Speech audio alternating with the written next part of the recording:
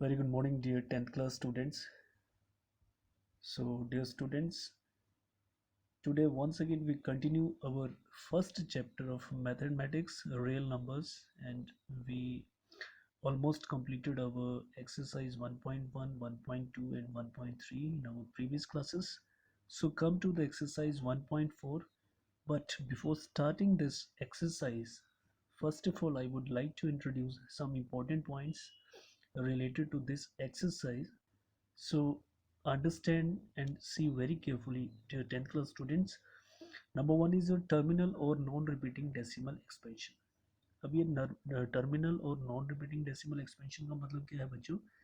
These are the numbers in which a remainder becomes always zero, where quotient does not repeat again and again. It means जब भी आप divide करते हो उसमें अगर आपका रिमाइंडर ज़ीरो आ जाए और क्वेश्चन ज़्यादा रिपीट ना हो, यानी 1 2 3 और 5 टाइम्स में ही ख़त्म हो जाए, it means this is your terminal और नॉन रिपीटिंग डेसिमल एक्सपेंशन.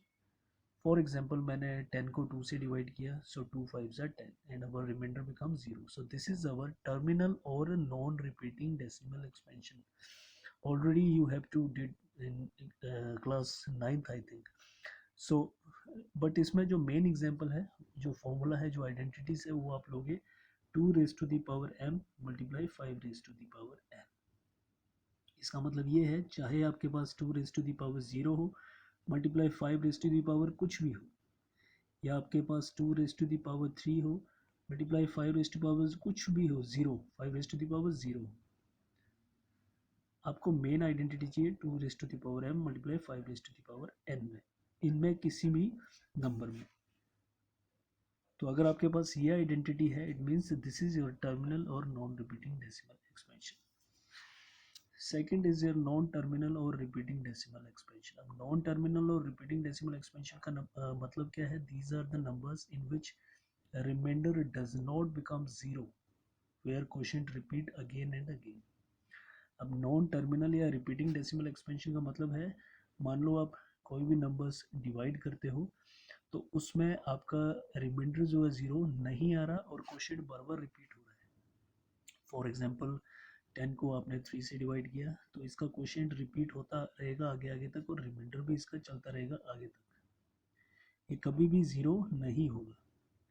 और इसमें जो मेरे को आइडेंटिटी है, जैसे 2 raise to the power m multiply 5 raise to the power n multiply 3, यानी यहाँ पे अगर 2 और 5 के अलावा कोई तीसरा बंदा आ जाता है, चाहे 3 है, 7 है, 9 है, 11 है, 12 है, 17 है या 15 है, कोई भी तीसरा बंदा आ जाता है आपके पास, कभी भी वो हमेशा आपका क्या रहेगा? नॉन टर्मिनल और रिपीटिंग डेसिमल एक्सपेंशन. इसको हम क्वेश्चंस की मदद से ज़्यादा समझेंगे बच्चों.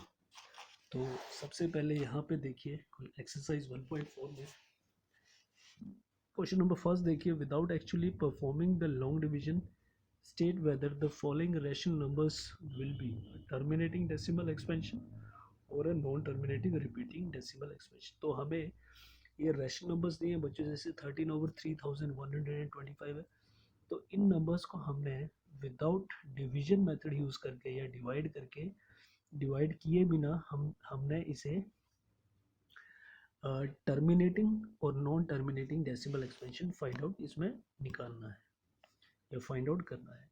सो सबसे पहले लेट कर लेते हैं, let p over q is equal to 13/3125 where p and q are coprime and integers. Integers का मतलब क्या होता है बच्चों? जिसमें q इधर प्लस में हो, +1 +2 +3 एंड सो, या तो माइनस में हो, -1 -2 -3 एंड सो.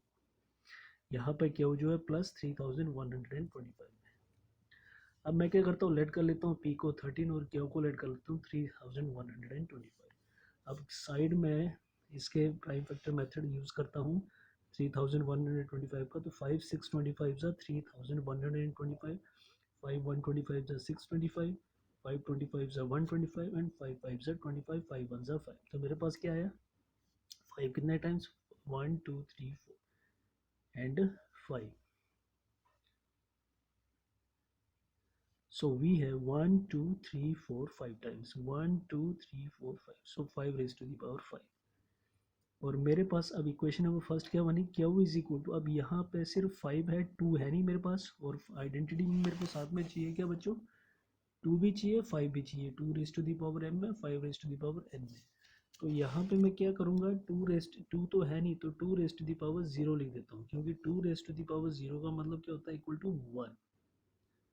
यहाँ पे लिख दिया मैंने because 2 raise to the power 0 is equal to 1, ये वाला 1। तो 2 raise to the power 0 multiply 5 कितने हैं, 5 times 5 raise to the power 5।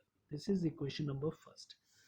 And also we take q is equal to 2 raised to the power m multiply 5 raised to the power n। जो मेरे पास identity है main ये इस form में, तो मैंने क्या किया, इसको दे दिया equation number second, 2 raised to the power m multiply 5 raised to the power n। This is equation number second. So if we compare equation first and second, दोनों को मैं कंपेयर करता हूँ क्योंकि दोनों इक्वेशन को, फर्स्ट को और सेकंड को, तो m इज इक्वल टू 0 है और n इज इक्वल टू 5। आप रेज टू दी पावर देखिए, बेस सेम है दोनों की, 2 2 5 5, पावर में m यहाँ पे अगर फर्स्ट और सेकंड इक्वेशन को मैं कंपेयर करता हूँ, m is equal to 0, n is equal to 5। So hence p over q which is equal to 13 over 3125 is equal to 13 over 2 raised to the power 0, जो मेरे पास ये आया, multiply 5 raised to the power 5, which is a terminal decimal or we can say non repeating decimal expansion।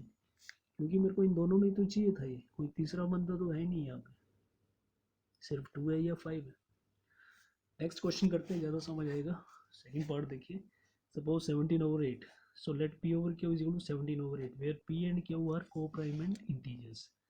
so let p is equal to 17, q is equal to 8। अब वैसे ही 8 के prime factor बनाऊंगा, 2 4 8, 2 2 4, 2 1 2, how much, कितने times 2 आया, 2 raised to the power 3, 3 times 2 आया मेरे पास।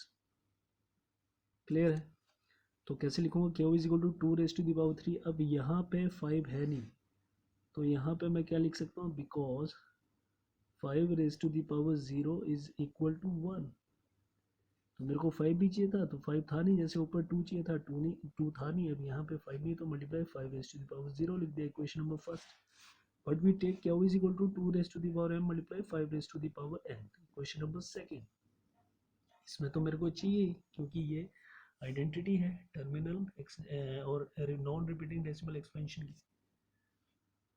सो if we compare equation first and second, we get power दोनों की सेम है, 2 2 5 5, m is equal to 3 and n is equal to 0, m is equal to 3 and n is equal to 0। Hence p over q which is equal to 17 over 8 which is equal to 17 over कितना है, 2 raised to the power 3 multiply 5 raised to the power 0 which is a terminal or non repeating decimal expression। Hope ये दो part आपको अच्छे से समझ आए होंगे बच्चों। इनको अच्छे से बैठ के आइडेंटिटीज जो भी लिखवाई मैंने, साथ में एक्सरसाइज 1.4 क्वेश्चन नंबर फर्स्ट के ये फर्स्ट और सेकंड पार्ट, इनको रफ कॉपी में सबसे पहले अच्छे से अंडरस्टैंड कीजिए, रिवाइज कीजिए, उसके बाद अपनी फेयर नोटबुक में इसको उतारिए। किसी भी पार्ट में आपको दिक्कत हो क्वेश्चन में, आप मुझे कॉल कीजिए, मैसेज कीजिए। आज के लिए इतना ही, कल यही एक्सरसाइज, यही क्वेश्चन के कुछ और पार्ट्स हम फिर से डिस्कस करेंगे। Till then, thank you so much.